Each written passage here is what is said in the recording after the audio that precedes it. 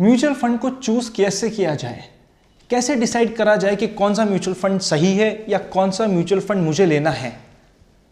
आज हम बात करेंगे ऐसे ही 5 पॉइंट्स की जो कहीं ना कहीं मैं यूज करता हूं अपने सिलेक्शन में और आपको भी वो काम आ सकती है। दोस्तों, मेरा नाम है CA CFA CFP अनंत लड्डा और आप सभी का स्वागत है हमारे इस चैनल पे इन्वेस्ट आज फॉर कल। आइए स्टार्ट करते हैं आज का डिस्कशन।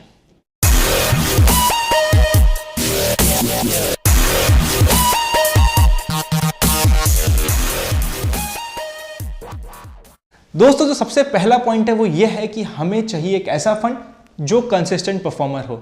हमें ऐसा फंड नहीं चाहिए जो यूसुफ पठान के जैसे एक मैच में आए, रन बनाए और फिर अगले 10 मैच बैठा ही रहे, कुछ करे ही नहीं। हमें सचिन तेंदुलकर चाहिए, हमें राहुल द्रविड़ चाहिए।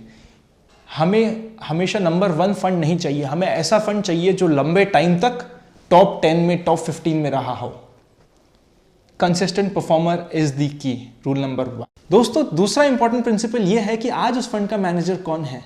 कहीं वो फंड वेस्ट इंडीज के ऐसे तो नहीं जो आज से 20 साल पहले, 25 साल पहले बहुत अच्छा फंड हुआ करता था या बहुत अच्छी क्रिकेट टीम हुआ करती थी, बट आज उसका कोई वजूद नहीं है या आज वो इतनी अच्छी टीम नहीं है। वैसे ही कोई ऐसा फंड जो पहले फंड मैनेजर के साथ तो बहुत अच्छा था, अब उसका फंड मैनेजर चेंज हो चुका है और आज वो शायद उतना अच्छा नहीं हो। आज उसका फंड मैनेजर कौन है और उसका ट्रैक रिकॉर्ड कैसा है। अगर कोई फंड मैनेजर है जो 4 स्कीम मैनेज कर रहा है, उसकी 3 बहुत अच्छी कर रही है, 1 नहीं कर रही, मतलब वो अच्छा फंड है और अच्छा फंड मैनेजर है। लेकिन अगर कोई ऐसा फंड मैनेजर है जिसकी 4 में से 3 स्कीम परफॉर्म नहीं कर रही बट एक स्कीम में जो एक्सेप्शनली परफॉर्म कर रही है, हमें ऐसे वन टाइम फंड मैनेजर की बिल्कुल जरूरत नहीं है। हमें ऐसा बिल्कुल फंड नहीं लेना। तीसरा पॉइंट जो हमें ध्यान रखना चाहिए वो होता है उसके एसेट अंडर मैनेजमेंट, मतलब कि कितना फंड्स उस म्यूचुअल फंड के पास है, मेरे म्यूचुअल फंड के पास है। कहीं ऐसा तो नहीं है कि जो मेरा फंड है वो अभी अभी बहुत साइज में बड़ा है बिकॉज वो लास्ट 2-3 साल में अच्छा परफॉर्म किया तो अब आज सबके सब उसी फंड के पीछे इन्वेस्ट कर रहे हैं। अगर रिसेंटली किसी फंड की बहुत साइज बड़ी है, ऐसे फंड से दूर रहिए क्योंकि हमें पता नहीं है कि अब नए फंड्स के साथ वो कैसे मैनेज करेंगे। हमें ऐसा फंड चाहिए जो पहले भी स्टेबल था, आज भी स्टेबल है और हम मानते हैं कि आने वाले टाइम में भी स्टेबल रहने वाला है। अभी आउट ऑफ नोवेयर एकदम अचानक किसी की साइज बड़ी हो, अचानक किसी के पास 2000 करोड़ का कॉर्पस बढ़ गया 1-2 महीने में, और ऐसे फंड से हम रहेंगे थोड़ा दूर। दोस्तों, जो चौथा पॉइंट है वो ये है कि हमें रिस्क वर्सेस रिटर्न देखना है, ना कि सिर्फ रिटर्न। जैसा कि मैंने अपने पहले वीडियोस में भी आपको बताया, कुछ ऐसे फंड्स होते हैं जो शैतान फंड्स होते हैं, जो बदमाश फंड्स होते हैं, जो ज़्यादा रिटर्न के लिए बहुत ज़्यादा रिस्क ले लेते हैं और कुछ ऐसे साल आ जाते हैं जिसमें उनकी रिस्क काम कर जाती है, उनको बहुत एक्सेस रिटर्न मिल जाता है। इन सब फंड से दूर रहना है। हमें ऐसे फंड ही लेने हैं जो रिस्क जितनी ले उसके अगेंस्ट रिटर्न बहुत अच्छा दे। ये फंड चूज करने हैं। और 5वां, आजकल मैं जो सुनता हूं ना, SIP करो खुश रहो, SIP करो मस्त रहो, SIP करो भूल जाओ, ऐसा मेरे अकॉर्डिंग नहीं होता है। आपको अपनी SIP, आपका जो इन्वेस्टमेंट का टाइम होराइजन होता है वो होता है लॉन्ग टर्म, लेकिन आप उस इन्वेस्टमेंट को रिव्यू करेंगे शॉर्ट टर्म में।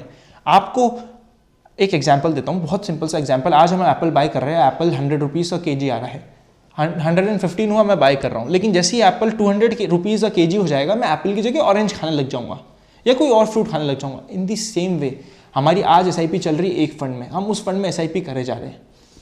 जब तक वो वैल्यूएशन कंफर्ट जोन में वो काम करेंगे, लेकिन जिस दिन हो सकता है वो टाइम 1 साल में है, 2 साल में है, 3 साल में है, 4 साल में है, लेकिन जिस भी दिन मेरा वो फंड के वैल्यूएशन मेरी आउट ऑफ कंफर्ट जोन चले जाएगा, मैं उस फंड की SIP रोकूंगा और नए फंड में डालूंगा या उस फंड से निकाल के नए फंड में डालूंगा।